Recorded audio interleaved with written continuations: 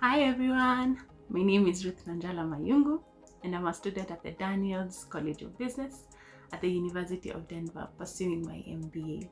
And today I'll be reviewing a book I recently read for my marketing class. It's called Inspired: How to Create Tech Products That People Love, and it's authored by Marty Cagan. When I picked up the book, I really went into it blind since I have no background in product design whatsoever.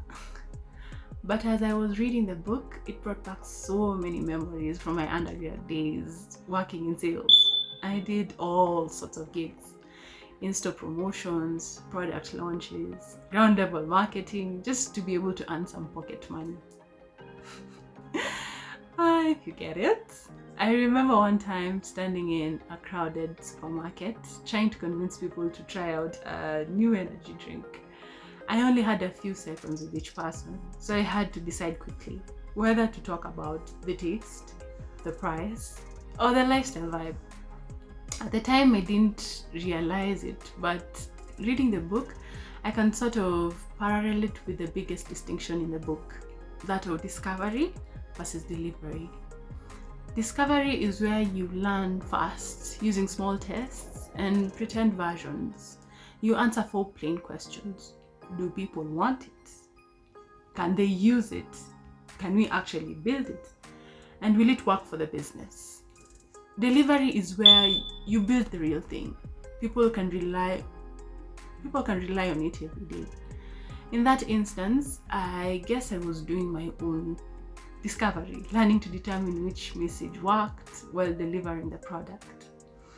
Honestly, in those days, I never thought about the behind the scenes of how products are developed or how crucial design philosophy is in moving a product and shaping the market strategy. I was mostly focused on meeting my margins and hitting the numbers. I was there for the money. And the book reminded me that even in sales, you need to have a feel for what the product really is, which features matters most, and which angle makes sense for the customer. Kagan's distinction between discovery and delivery echoed that dynamic perfectly.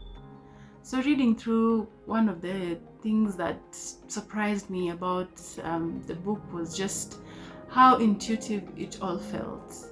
Many of the lessons give expression to the things you kind of know, but you don't know you know. A lot of it gave language to things I kind of knew from sales, but never had the words for it. For example, the idea of mercenaries versus missionaries.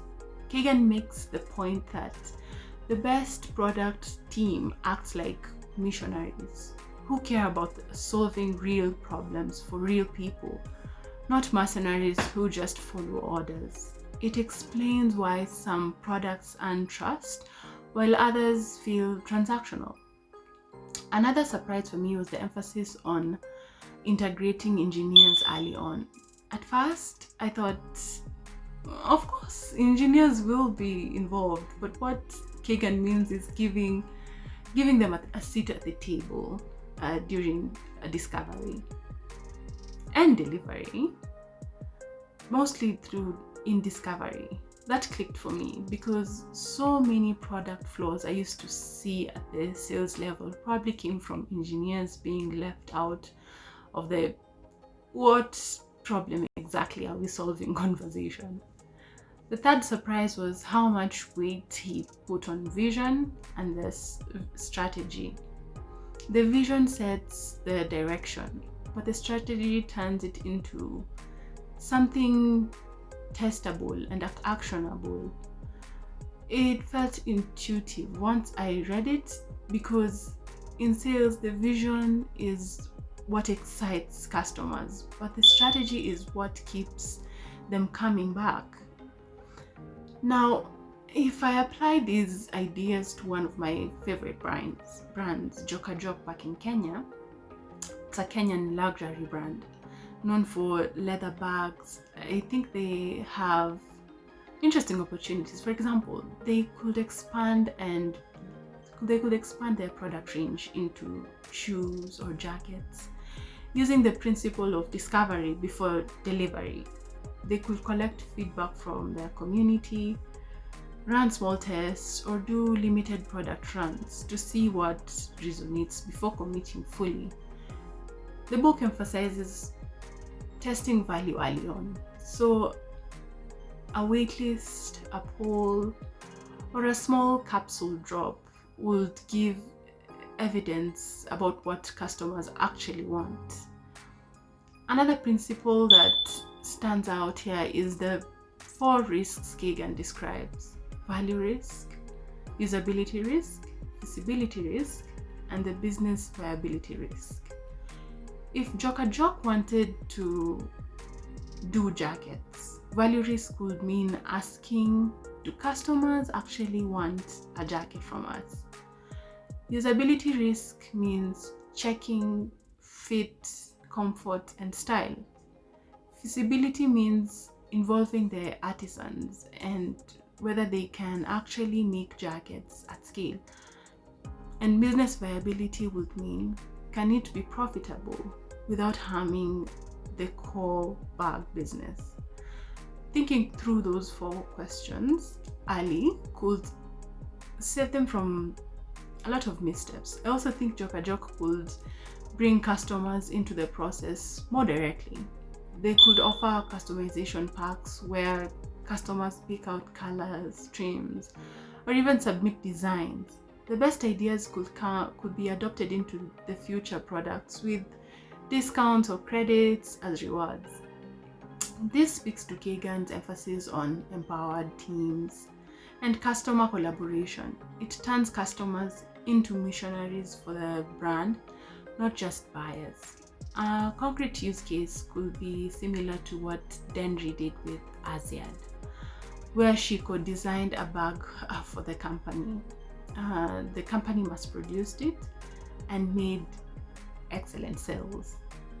Jock who could invite a well-known Kenyan creator or even a group of customers to co-design a limited run. Customers will feel part of the creation process. The brand will reduce risk by validating demand before the production, and the collaboration would generate excitement and loyalty.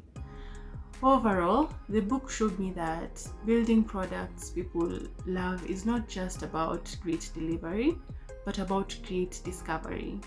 It's about asking the right questions early, bringing the right people into the room, and treating customers as partners rather than targets. For me, it tied beautifully back to my sales experience and gave me language for practices I was already stumbling through. The business plan assignment in class, I'll definitely be taking some of the lessons and habits we've been taught with me. First idea ought to start by clearly articulating the results we want, the metrics to be moved, and the customer's real problem, and the exact person to be served. And secondly, I would definitely find it important to run control tests to see just how well proposed solutions actually work. And finally, once this process has taken place, you can start laying the foundation for a marketing strategy and product rollout. You start making promises when the results are actually clear, which are amazing lessons to learn.